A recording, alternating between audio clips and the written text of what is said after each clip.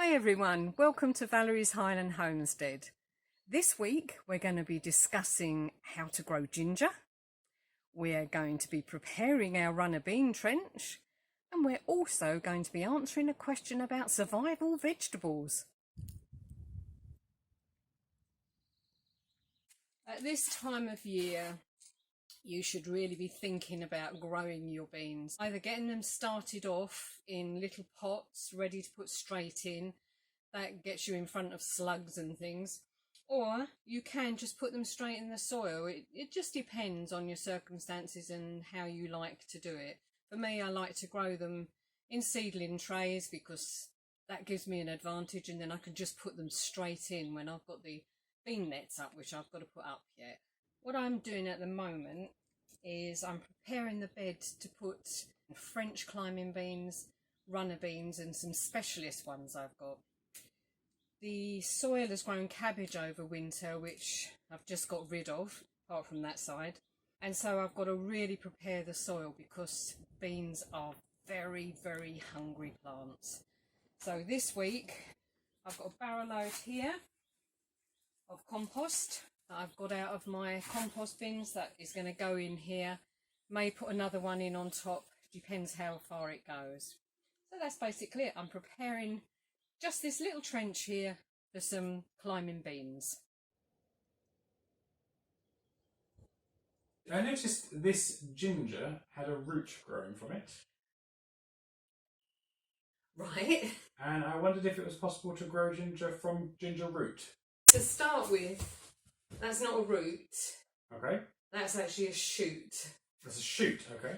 And you would have leaves grow from that. So in answer to your question, yes, it is possible to grow more ginger from that small piece because it has this shoot on it. Would you like to try that? Love to. Well, as we live in Britain, you can't really grow these outside unless you live in a extremely warm part of Britain. But if you have a greenhouse or a polytunnel, you certainly could grow it in that. But basically what you want to do is grow it in a pot. I had a look in my ginger store yesterday. I found this piece, which I've actually hydrated in water. I've just put it in a jug of water for 24 hours. I've let it dry off a bit now, and it's really plumped it up. It's stored the water within inside. What this actually is a rhizome. It's not a root at all. It's not a bulb. It's a rhizome. And what that means is it's a creeping stalk, I think it's called. And what that does is it grows horizontally. So you don't really want to stick that in a tiny little pot because it would grow the leaves, but you wouldn't get ginger to harvest. And I'm assuming you'd like to get a harvest. I would, yes. These grow a little bit like potatoes. If they're in the light, if they have these little eyes at the top, they send shoots out.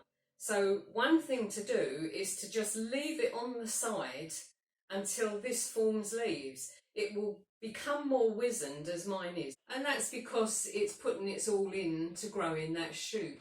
So what I've done is I've hunted out the widest pot I had. You could use a bucket, or if you've got planters in the garden you could use one of them, but something wide at the top so the rhizome can creep across the surface, which is what it will do. And then basically just put it in the middle and just press it in a little bit, just a little bit away. You lay them flat. Make sure the compost comes up the sides. And all we're doing here really is mimicking you leaving it on the side to grow the shoots. We want the compost round the sides but not over the top just yet. We want these eyes or these little shoots to see the light, and then it will put the leaves out. That's roughly what you do. If you have one that's like a knobbly hand, you can just lay the whole thing on the surface and each little eye will send up a shoot. And what we'll do is we'll leave that. I'm not going to water it. I'm going to let the rhizomes use up the water that's within them to produce the leaves to start with. And then as soon as the leaves start to appear, we just cover that lightly with some more compost, and then we'll start watering it. You really mustn't overwater it to start with, because they will just rot away. If this is left standing in water, it will just die. So you water it as it dries out on top, and if you just push your finger in and you feel that the soil is a little dry, then give them a good drenching and leave it again. Don't let it get bone dry. But then, as the months, we hope, get hotter, towards maybe... When does it get hot in Scotland? Well, let's go for August, shall we? July and August, that's when we're promised it will be hot. Start watering it more regularly, because by then the rhizomes will really want to grow. And then you may need to do it every other day. So how long will it take for them to sprout? Depending on the conditions you're growing them in and the time of year you start them off, it will take about 4 to 10 weeks, shall we say, for them to grow, before you have to cover them over a bit and water them more often. So how long until I can actually start eating it? Start eating it. They usually take, I think, in the countries they grow in, about 8 to 10 months to grow to a harvest size. Obviously in Britain we're never going to get 8 to 10 months where this ginger can grow properly. But by the end of the year, sort of September time, you should be able to break pieces off and leave the rest in there to grow on, and it will grow again next year. So this is something that you could keep going for some time. When it gets too big for the pot, take the whole thing out, break it up into sections, once again, that have eyes on, or nodes, should I say. It has nodes. Break it up into sections that have these little nodes on, and plant it again. Use what you want in the kitchen, plant the rest in the pot till you need it. And that's basically ginger. It's, considering it's a tropical, hot country product, we can grow it in Britain quite successfully. It's just that you'll never have the huge plump rhizomes that you would get from abroad. But it's a lovely thing to grow, and it's a lovely house plant as well, if you want that.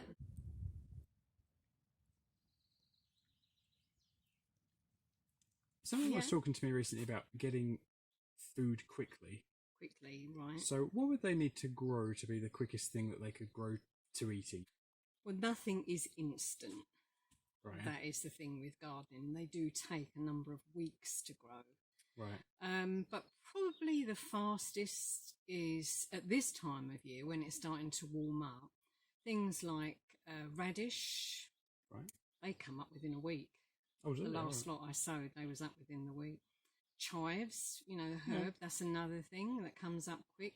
Something like peas, they're through in no time. Peas are very good, very nutritious for you. Things like runner beans and marrow will germinate quite quickly, but obviously then they have several months where they have to grow the beans or grow the marrows, so they're longer term, but they're good. Obviously lettuce, that will come up fairly quickish. Trying to think, really. Spinach. All right. Spinach is a very quick turnaround crop, and you can start eating that. Things like spinach, kale, peas, cabbage plants, things, all of them you can eat as small vegetables. So you could sow them and very quickly be eating them as small vegetables, and just keep every other one to grow big, you know. Was that what they refer to as microveg? That's microveg, yeah. Right. So if you thin them out, you could eat them raw, or you could stir fry them, whatever you want to do. I've got lettuce. Well, if you bring the camera around, I'll show you these. These ones here are red salad bowl. They're just little lettuce, which you pick the leaves off, like so. And these ones here, this is lettuce all year round. These are the peas. You would just nip the top out of them, and then that's what you'd eat.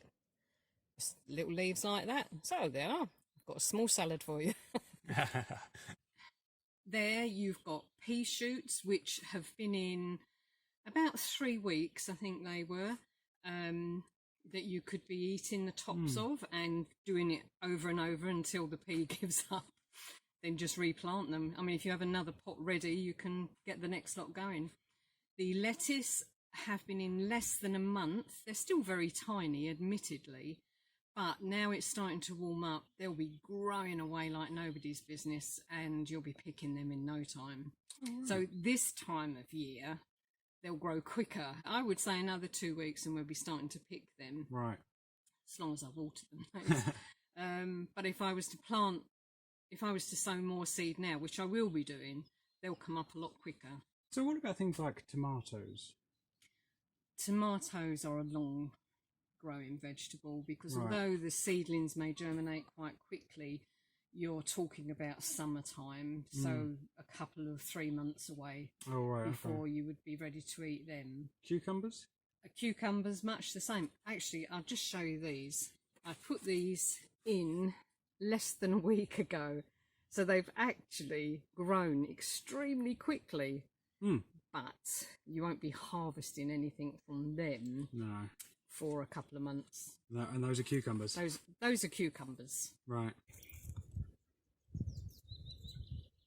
So that's it from Valerie's Highland Homestead. Until we meet again, bye for now.